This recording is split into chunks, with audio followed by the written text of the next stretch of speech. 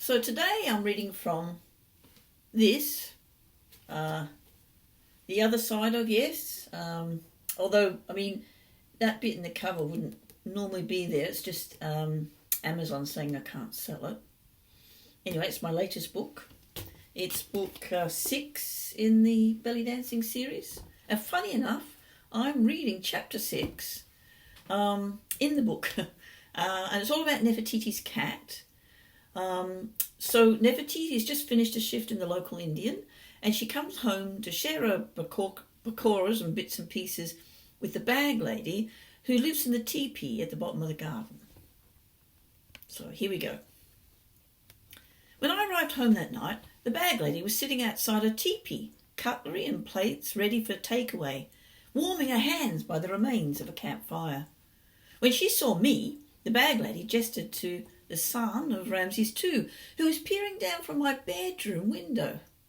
"Something's wrong with that cat," she said. I looked up to catch his "Where the hell have you been?" look geared at me. So the Son of Ramses too was my new cat, who up to now had been a strictly sleep by the fire sort of cat. Aloof, distant, and way too good for my bed, let alone the bag lady's tent. Then a week ago, he took to my bed, hogging it like a limpet, like it was his, and I should bugger off, or at least not move. And heaven forbid if I did. A mere cough had him glaring the sort of dirty look that could shame the mafia. He was like a boulder embedded in the mattress, as movable as a wart on a foot. I could lift him 1,000 times from the bed, and he would still find a way to sneak back on it and glare. When I first got him, he was so up himself he sniffed at his food, jolted away like it was electrified, and pushed about with his paw.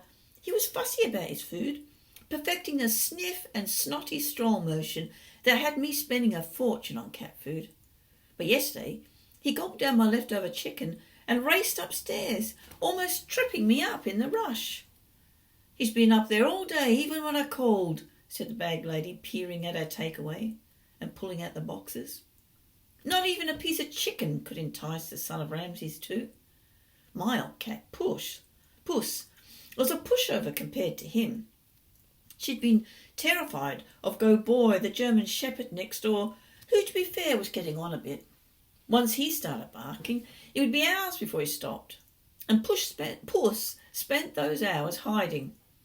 Not the Son of Ramses too. He strode that fence, tormenting Go Boy and refusing to leave until Jason, a sullen teenager, appeared shouting, "Simmer down, boy, and that'll do," followed by a smack over the head with a roll of up newspaper. Puss died at the beginning of lockdown, and I refused to get another cat until the Son of Ramses too appeared, looking, well, like Egyptian royalty. The bag lady and I had been sitting in the hot tub at the time, celebrating a full moon with way too much gin, when he appeared from Puss's bush, like God appearing to the Moses. He eased himself onto the corner of the hot tub like it was his home, like he owned it, lock, stock, and smoking hot water, then looked at us as if like we were intruding. It's hard to believe that such a sleek cat had no home. But apparently he did. For weeks I tried to ignore him parading around my garden, peering into my patio doors, staring me down. But that night, as he sat, erect like a statue, his grey silken fur glistening under the moonlight, it seemed as if I, like Moses, had been chosen. Maybe it was the gin, but I felt honoured. "I propose a toast," I said, and slurred, "the Son of Ramses too." The bag lady looked at me. "That's a mouthful." "That cat is so royal, he deserves a name that makes you sit up," I explained. We both stared at the cat, and the Son of Ramses too held our gaze like a snake hypnotising his prey. "Regal personified," I said. "It's a cat," muttered the bag lady. "But what a cat," I said. "Besides, no one else around here has that name." "Who would?"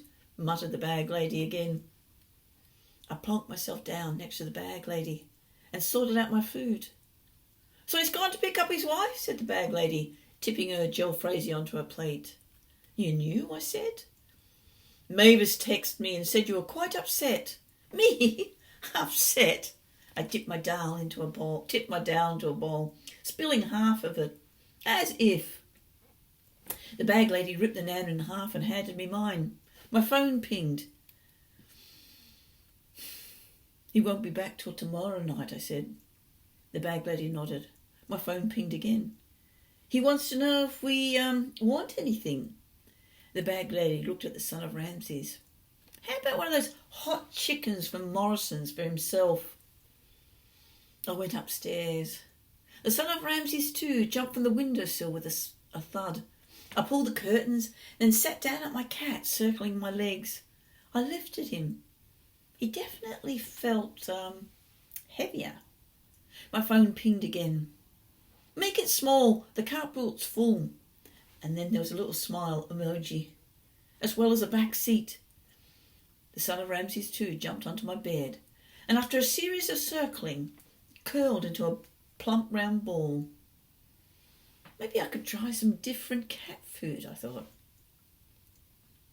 So that's a little bit from this book. And the cat plays an integral part in the whole story, which is the story has two kind of stories. One is Cheryl and one is Nefertiti. And of course, a happy ending. So till next time, happy reading.